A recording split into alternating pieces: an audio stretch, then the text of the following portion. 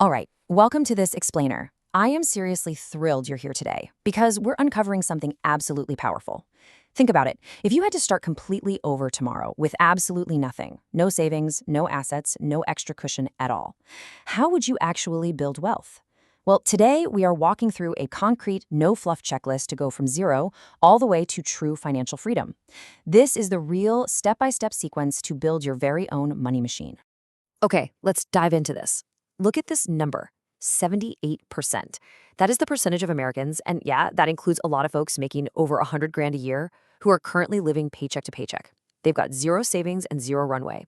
But here's the secret. That is not a money problem. That's a plan problem. Just earning more money doesn't magically make you free. Building a money machine does. So, how exactly do we build that machine? Well, here's our roadmap. We're going to redefine your wealth strategy, escape financial survival mode, expand the income gap, secure your peace of mind, build the actual money machine, and finally, automate the whole thing. Think of this as your highly organized, step-by-step checklist to definitively transition out of survival mode. Let's kick things off with Section 1, redefining your wealth strategy. Because honestly, we've got to build your money around the life you actually want. You know, most financial advice gets this completely backward, right? They just tell you to chase some random giant number in a bank account. But listen, if you hit a big number and your life is empty, you didn't win. You just got there faster with the wrong map. That brings us to step 1 on our checklist, define the life first. Before you touch a single dollar or try to optimize some spreadsheet, you've got to answer 3 crucial questions. First, what does a fully funded life actually look like for you? Get super specific. Second, who do you want to be present for? And third, what would you do if you weren't afraid? Write these down because they literally become the filter for every single financial decision you make from here on out. And this quote right here, it brilliantly illustrates why this matters so much. There's a deeply powerful story of my father, who, at just 17 years old, actually risked his life smuggling people and weapons to escape persecution. When he was asked years later why he risked being hanged in the town square, he simply said, because it was the right thing to do. Not for money, not for a reward, but because of who it allowed him to be. True wealth decisions are driven by meaning and life choices, not just math. You have to know what your money is actually for. Once that life vision is totally locked in, we enter Section 2, escaping financial survival mode. We have to face our lived reality. Let's move to and see how this builds. Look, if you've made bad financial decisions in the past, give yourself some grace. It's likely because survival mode literally consumes your cognitive bandwidth. When your brain is in crisis mode, it's terrified about getting through this month, and you physically cannot think long term. It's not because you aren't smart, it's because you need oxygen. To get it, we move to steps 2 and 3. You need to take the blindfold off, get brutally clear on where you stand, and then immediately build your comfort cushion. For step 2, I want you to block out just 2 hours. Sit down, pull up all your accounts, and let's look at the math. It really comes down to just 2 simple equations. Equation 1 is the gap. Income minus expenses equals your surplus. This is your margin to build wealth. Equation 2 is the machine. Cash flowing assets minus liabilities equals your net worth. Do not be afraid of these numbers. They're just information, and trust me, the anxiety of not knowing is always way worse than the clarity of finally knowing. Then you immediately jump to step 3, the comfort cushion. Take a deep breath here because this step is pure relief. This is not your full long-term emergency fund, no. This is a sanity fund of about $1,500 or roughly 1 month's living expenses. Having this immediate oxygen sitting in the bank prevents you from being just one unexpected bill away from the edge. It moves you out of scarcity and into a powerful position where you can start making smart long-term decisions. Now that we have some breathing room, we move to Section 3, expanding the income gap. It is time to widen that surplus. Think of it like this. The smaller the gap is between what comes in and what goes out, the slower your wealth journey is going to be. The bigger the margin, the faster everything moves. So step 4 is a mandatory directive. You have to expand the gap by working both sides of the wealth equation. You've got to earn more and you got to spend smarter. But hey, here's a critical distinction. You absolutely cannot just cut your way to wealth. Over on the left, we have forever frugality, which honestly just trains you to live a life of lack. Because no, skipping 2 lattes a week is not going to suddenly buy you a mansion.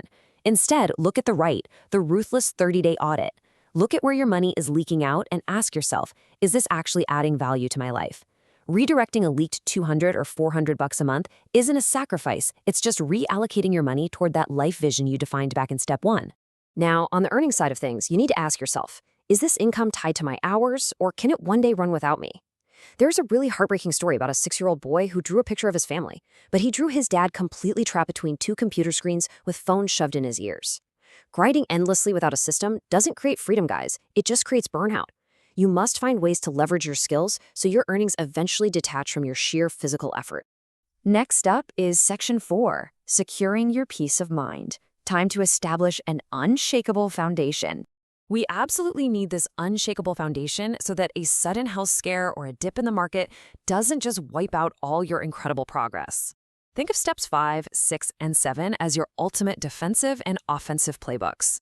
You need to build a peace of mind fund, invest in yourself, and ruthlessly eliminate destructive debt. What's really fascinating here is the shift in our strategy. Step 5 is the peace of mind fund. Unlike that small comfort cushion from earlier, this is 3 to 18 months of living expenses parked safely in a high-yield savings account. This isn't meant to build wealth, it's there to protect it. And step 6, the highest return asset isn't an index fund just yet, it's you. I mean, if you invest $2,000 into a course or a certification that lands you a $20,000 raise at work, that is a massive, immediate return that provides way more fuel for your money machine. For step 7, we have got to conquer debt. Now, not all debt is evil, but you must know the difference. Productive debt, over on the right, finances cash-flowing assets or business equipment. Destructive debt, on the left, finances lifestyle, consumables, and big-screen TVs.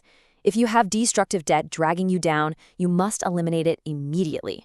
Use the debt avalanche method, where you pay the highest interest rate first, or the debt snowball method, where you pay the smallest balance first.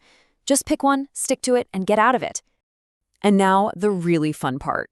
Section 5, building the money machine. Let's put that surplus to work. You've defined your life, you've gathered your surplus, and you've built your safety net. Here we have step 8, start building the machine, and step 9, know your milestones. The absolute biggest takeaway here is that you do not need a fortune to start. You simply need to get in the game, even if it's super small.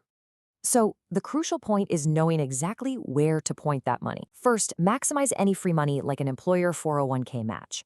Then, begin funneling your surplus into diversified, low-cost ETFs and index funds. Over time, you'll want to aim to save and invest around 20% to 25% of your income.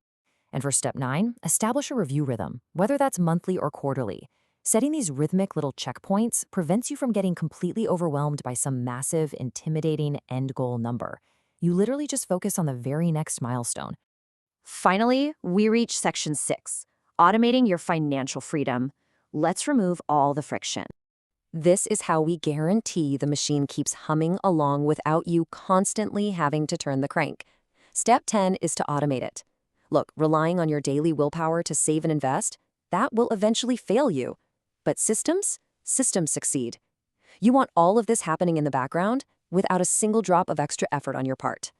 To do this, you're going to set up a few ridiculously simple tools. Use automatic transfers to move your surplus out of your checking account the exact second you get paid.